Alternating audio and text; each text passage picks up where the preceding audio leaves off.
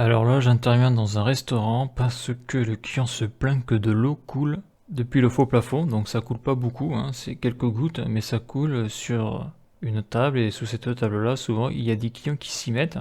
Donc souvent, lorsqu'il y a des fuites en faux plafond, tout de suite la clim va être accusée, et donc l'été, et si c'est pas la clim, ça peut être des ventiloconvecteurs, et donc c'est vrai qu'un ventiloconvecteur, ça peut fuir l'été, comme ça peut fuir aussi l'hiver, vu que les batteries dans le ventiloconvecteur, c'est de l'eau qui circule à l'intérieur.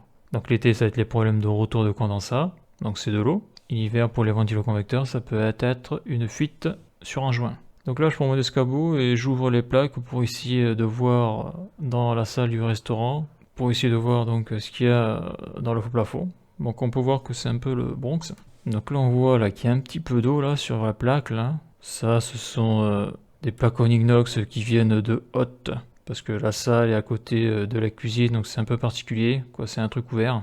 Donc là, je recherche toujours de l'eau, donc on voit que c'est humide, donc je fais mes petites recherches. Donc je vois déjà qu'il n'y a pas de ventiloconvecteur, il n'y a pas de clim, hein, il n'y a pas d'unité intérieure. Par contre, je vois qu'il y a des grosses gaines, donc je sais qu'il y a des hottes, je sais aussi qu'en toiture, il y a des centrales de traitement d'air. Donc j'ouvre tout ça, mais bon, je vois qu'il y a aussi un gros bordel là dans le faux plafond. Là, on peut voir qu'il y a une sorte de mur qui n'a pas été fini là. On voit qu'il y a des supportages, justement des gaines carrées là, des centrales de traitement d'air. Ça doit être une gaine pour une hotte. Donc on voit au-dessus du faux plafond sur une partie là. Donc de ce côté-là, on est plutôt côté salle. De ce côté-là, on commence à arriver sur, je vais pas dire la cuisine, mais sur des machines pour réchauffer la bouffe.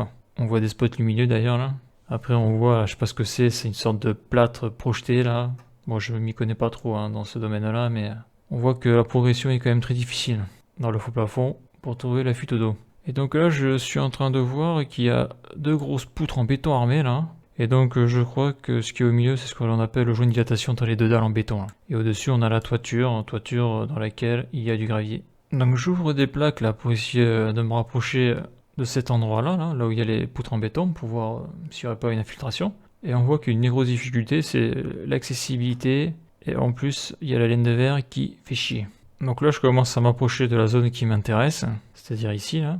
Donc là, je vois qu'il y a un peu d'humidité. Alors ici, là, je vois pas trop, hein. Mais je me doute que, vu que je ne trouve de l'eau nulle part, et qu'il n'y a pas de machine, il n'y a pas de tuyau, il n'y a rien du tout, je me dis que l'eau ne peut venir que de la toiture. Et là, ici, là, comme il y a les deux poutres en béton armées, là, je me dis que là, donc c'est un espace qui est libre, hein, ça doit déboucher en toiture, et il doit y avoir une fuite au niveau du joint de dilatation. Alors je sais pas si c'est un joint de dilatation, mais je pense que c'est ça. Donc là, en toiture, j'arrive. Donc après, j'ai mis un peu de temps à trouver cet endroit-là, parce qu'il faut pouvoir se repérer. Et donc, on voit quoi ça ressemble, hein. Donc là, on a les deux trucs en béton, là, et puis là, ils ont mis une sorte d'étanchéité, là. Et on voit que ici, là, ici, c'est ouvert. Là, je zoome, là, pour moi, ici, c'est ouvert, c'est fendu. Donc là, lorsque je descends, donc ça fait toute la longueur du bâtiment, hein. Donc là, on a nos deux poutres en béton, là, en tout cas, ce que l'on peut voir. Et entre les deux, là, on a l'espace que l'on voyait en dessous, lorsque je regardais dans le faux plafond. D'ailleurs, là, on voit qu'il y a déjà eu des réparations, on dirait, là, ça n'a pas la même couleur. Donc ça, je le prends en photo, je le montre au client, donc je lui dis que la fuite vient de la toiture et qu'il faut réparer l'étanchéité à ce niveau-là. Donc moi, je sais pas faire ça, donc après, le client appelle un sous-traitant, quelqu'un qui sait faire l'étanchéité sur une toiture. Donc à noter en plus qu'il y avait un petit peu d'eau là, on le voit très bien ici, là. D'ailleurs là aussi c'est déchiré là, on le voit très très bien là. Et donc là, si tu prends ton cutter par exemple, là tu vas directement dans le restaurant, donc la flotte passe obligatoirement à l'intérieur quoi, hein. Donc là on le voit là, ça vieillit, on voit qu'ici ça a déjà été réparé, donc c'est assez vieux. Voilà. Et bien le type de réparation qu'ils ont fait, donc ça j'ai pris ailleurs il me semble, c'est ça. Ils ont collé, je sais pas, on dirait une bande en goudron, je sais pas ce que c'est. Ils ont mis un produit et voilà comment ils ont colmaté la fuite. C'est avec ce type de réparation là.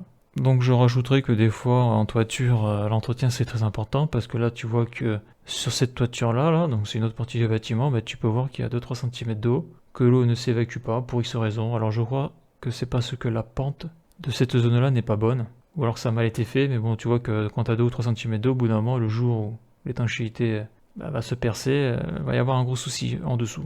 C'est une petite piscine, il manque plus que les grenouilles. Et je rajouterai quelque chose d'intéressant qui est assez rare quand même, c'est que cette toiture est protégée dans le sens où là, tu peux passer, donc c'est un dôme de lumière, tu peux passer à travers, et donc si tu passes à travers, tu peux te tuer.